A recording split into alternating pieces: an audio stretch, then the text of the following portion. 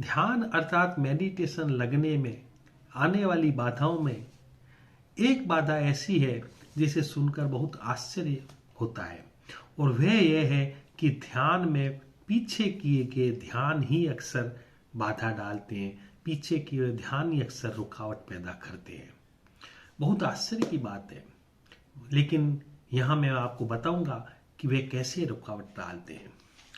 मित्रों, उससे पूर्व मैं आपको कुछ बताना चाहूंगा कि ध्यान है क्या। मित्रों, ध्यान है वर्तमान में रहने की कला, वर्तमान में स्थित हो जाने की कला। और वर्तमान में स्थित हो जाने का क्या तात्पर्य है?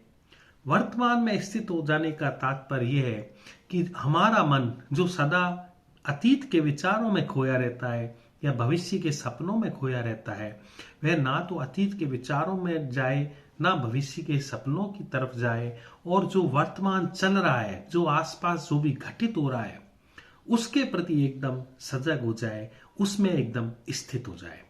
उस स्थिति का नाम ध्यान है।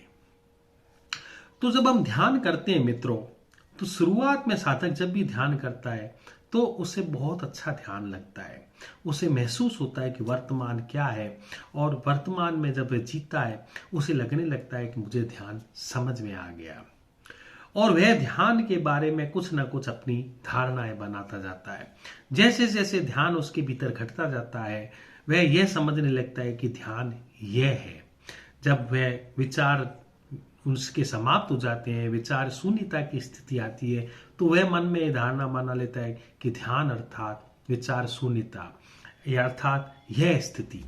इसी तरह जब एक विशेष शांति को महसूस करता है, जहां विचारों का प्रभाव बिल्कुल भी नहीं रहता है, तनाव बिल्कुल भी नहीं रहता है, उस शांति की स्थिति को महसूस करता है, तो फिर वह मन में यह धारणा बना लेता है कि ध्यान अर्थात ऐसी शांति। इसी तरह जब एक आनंद को महसूस करता है, बड़े उल्लास को महसूस करता है, जीवन में प्रफुल्लता महसूस करता है, तो उस स्थिति को जान करके भी वह धारणा बना लेता है, ध्यान अर्थात ऐसी प्रफुल्लता, ऐसा उल्लास, ऐसा आनंद। अब वह इस तरह की धारणाएं बना करके कई बार कुछ अनुभव भी विशेष घटित होते हैं, ऊर्जा ऊपर चढ़ने के कुछ भी ऐसे अनुभव जो उसको बहुत अच्छे लगते हैं, तो वह उन अनुभवों पर यह धारणा बना लेता है ध्यान अर्थात ये है। तो जब वह ये सारे अनुभवों को एक धारणा के रूप में संग्रहित कर लेता है, तो आगे जब भी वह ध्यान करता है तब उसके सामने एक विशेष परेशानी या कह दो एक विशेष समस्या आती है। मित्रों, जब भी हम ध्यान करते हैं तो सदा वर्तमान एक नए रूप में प्रस्तुत होता है, क्योंकि समय क्या है? समय एक प्रवाह के रूप में हमारे सामने होता है। तो जब भी हम ध्यान में उतरते हैं और वर्तमान स्थिति में पहुंचते हैं, तो वह स्थिति वैसी नहीं होती जैसे पीछे के अनुभव में हमने ली है, क्योंकि हमेशा सब कुछ यहां नया घट रहा है। मित्रों, जीवन में सब कुछ नया घट रहा है, इस अस्तित्व में सब कुछ नया घट रहा है, प्रति पल यहां कुछ नया हो रहा है। तो जब भी ध्यान हमारे भीतर घटित होएगा, जब भी हम वर्तमान स्थिति में आएंगे, तो वर्तमान स्थिति में वैसी स्थिति कभी नहीं बनती जो पीछे की स्थिति में आपने महसूस की।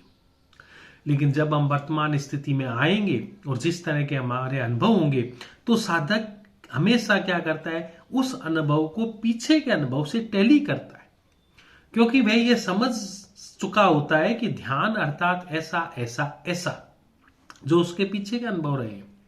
तो जब भी ध्यान नए रूप में प्रकट होता है, तो वह हमेशा पीछे की स्थिति से टैली करता है कि क्या वैसी स्थिति बनी, वैसा आनंद आया। यदि वैसा आनंद नहीं आया, थोड़ा कम आनंद आया, तो यह ध्यान नहीं, फिर तो इससे हटो, इससे दूर जाओ। इसी तरह अगर वैसी शांति महसूस नहीं हुई तो यह ध्यान नहीं, क्योंकि वैसी शांति तो उस समय महसूस की थी। तो जब भी हम ध्यान में उतरते हैं, तो हम हमेशा पीछे के अनुभव से टैली करते जाते हैं, और वह हमेशा हमारे ध्यान में बाधा बनता है। क्योंकि मित्रों, सदा एक सी स्थिति नहीं रहती है मन की। मन सदा स्थितियों में परिवर्तित होता रहता है, परिवर्तन होता रहता है। तो जब भी हम ध्यान में बैठते हैं, हम पूरे दिन को कैसे जी करके आए हैं, हम पीछे के दिनों को कैसे जिए हैं, उस आधार पर ध्यान में आगे आगे की घटनाएं, आगे अनुभव हमारे होंगे।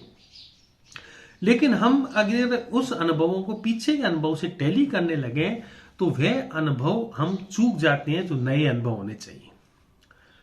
तो पहली ये बात मैं बताना चाहूंगा मित्रों कि ऐसा कभी भी धारणा ना बनाए कि एक विशेष तरह की शांति, एक विशेष तरह का आनंद होना ही ध्यान होना है। ध्यान का अर्थ है कि आप वर्तमान में हो। बस सीधी सी बात है कि आप वर्तमान में हो। जैसी भी मन की स्थिति आपको दिखाई दे रही है वैसी ही मन की स्थिति को देखो। यदि अशांति महसूस हो रही है तो आज के लिए अशांति ही ध्यान है।